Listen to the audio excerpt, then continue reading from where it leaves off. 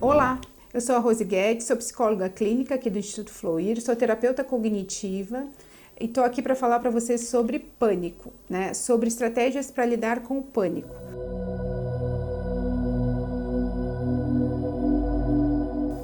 Não é incomum nesses meus 15 anos de clínica, né, eu receber pacientes ansiosos. Inclusive, eu recebo mais pacientes ansiosos do que os quadros mais de transtorno do humor, né? Ou até pode ter um transtorno de humor relacionado, mas chega aqui com as crises de pânico.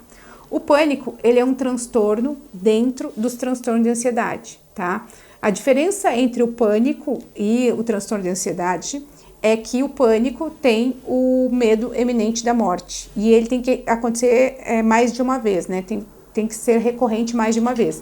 Aquela sensação que a pessoa vai morrer agora, que ela vai ter um mal súbito, aí ela verifica a pressão, aí ela vai ao hospital para checar se está tudo bem. Isso, por mais que tem pessoas que demoram para entender, isso chama-se crises de pânico. Tem pessoas que têm quadros clínicos como esse, né? E consideram que é normal, tá? Eu já atendi pacientes que chegaram para mim assim, né, considerando que isso era normal da pessoa, do jeito que ela lida com a saúde dela. A primeira coisa que a gente explica para o paciente, né, é exatamente a diferença entre ansiedade e pânico e o que acontece numa crise de pânico, né? Que pode acontecer da pressão subir ou cair, a pressão arterial, pode acontecer da pessoa ficar com a temperatura corporal mais baixa ou mais alta, né? Pode acontecer da pessoa ter uma queda de saturação também. Então, não é incomum terem sintomas clínicos envolvidos numa crise de pânico, tá? E por isso que as pessoas têm tanto medo da morte, porque elas associam, não, se eu tô assim, elas vão normalmente na hora da crise no hospital, se apresenta esse quadro, a pessoa acha que realmente tem algo ruim que vai acontecer. Eu já recebi um paciente que, antes de chegar aqui, foi 12 vezes em 12 cardiologistas diferentes. Então, para ter certeza que não era nada no coração, ele fez vários exames e foi em vários médicos, até realmente admitir, né? Porque o primeiro passo para a pessoa procurar o atendimento psicológico para esses momentos é ele admitir que aquilo não tem um quadro clínico que se explica, então tem que ser de cunho emocional. E é muito difícil a pessoa chegar a esse ponto. O que fazer na hora de uma crise e o que não fazer, né? Primeira coisa, prestar atenção na respiração digamos que é o carro-chefe. Porque o que acontece? Quando a pessoa está tendo a crise, quando ela está naquele momento do medo, ela começa a respirar mais curto e quando ela respira curto, ela hiperventila, que a gente chama, o cérebro começa a trabalhar de uma forma com mais dificuldade. Então, se eu começo a prestar atenção na minha respiração e tento respirar de uma forma com um tempo adequado, da mesma maneira que eu estou ventilando melhor meu cérebro com oxigênio, eu estou colocando a minha atenção em outra situação que não o meu pânico. Porque o pânico tende a ser um transtorno muito egoísta, que a gente fala, porque a pessoa fica olhando para dentro, ela fica hipervigilante aos sintomas, tá? Então ela fica vendo o coração bater mais forte, ela fica medindo a pressão, ela fica muito introspectiva, digamos, ela fica muito olhando para isso. Tanto que, sempre que eu pergunto para os pacientes, você teve uma crise de pânico, quem estava perto percebeu? Não percebe, porque é um evento interno. O pânico é um evento interno, acontece dentro e a pessoa que reconhece esse momento. Então, a primeira coisa é respire com tranquilidade, né? Preste atenção na sua respiração. E se você tiver a oportunidade, tente fazer uma respiração que a gente chama de respiração diafragmática, né? Até mesmo colocando a mão em cima do diafragma e tentando fazer a inspiração em 3 e a expiração em 5. O que eu faço? O que acontece no meu cérebro quando eu faço isso? Ele recebe uma nova informação, uma informação de que tá tudo dentro do esperado. Porque o pânico, assim como a ansiedade, é uma reação natural do nosso corpo.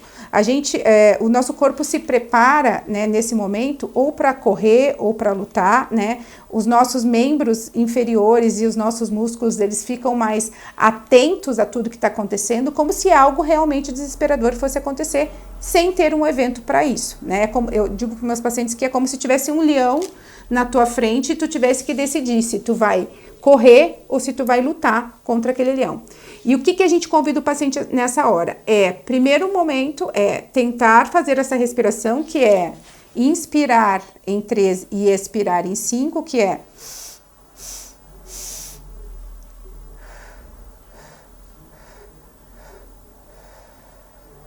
quando eu faço isso, eu estou prestando atenção no comando que eu estou dando, né, para minha respiração. Meu cérebro está atencional para isso.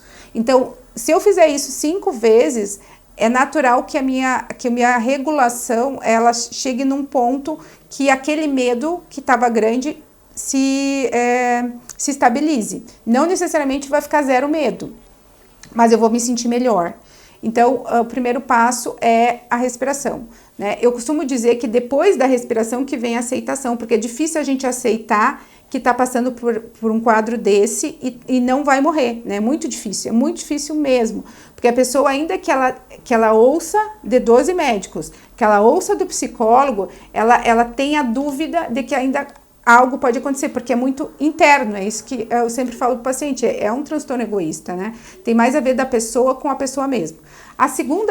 O segundo treino que eu convido as pessoas a fazer é a atenção plena, né? Focar a atenção em situações externas. Se eu estou tendo uma crise de ansiedade, por exemplo, porque eu tenho que apresentar uma palestra, eu focar, né, no que está fora de mim, que vou prestar atenção nas pessoas, vou prestar atenção no tema, vou buscar outras formas da minha atenção ficar presa, eu desvio a atenção da minha ansiedade, tá?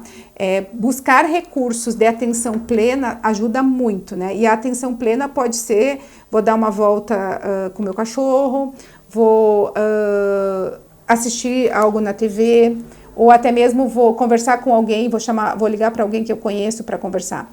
Quando eu faço isso, primeira coisa, eu preciso aceitar que eu estou criando uma estratégia para regular a minha ansiedade. Porque se eu fizer para fugir, quando eu desligar o telefone, ou quando eu desligar a TV, ou quando eu voltar do passeio com o cachorro, a crise pode voltar. Então, a tendência da gente fazer, a ideia da gente fazer atenção plena, antes da atenção plena, a gente precisa aceitar que aquilo é uma crise, tá? Porque senão a gente acaba voltando com os mesmos sintomas recorrentes, né?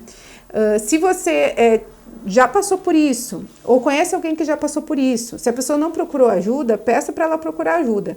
Se ela não quer, porque existe uma resistência, tente essas 2 técnicas, né? Até o momento que ela tomar essa decisão de buscar ajuda. Se tiver alguma dúvida, pode deixar aqui as perguntas aqui que eu vou responder, né? Terei o maior prazer em responder. Siga a gente lá nas redes sociais do Instituto Fluir, lá a gente tem bastante tema sobre esse assunto. E até mais!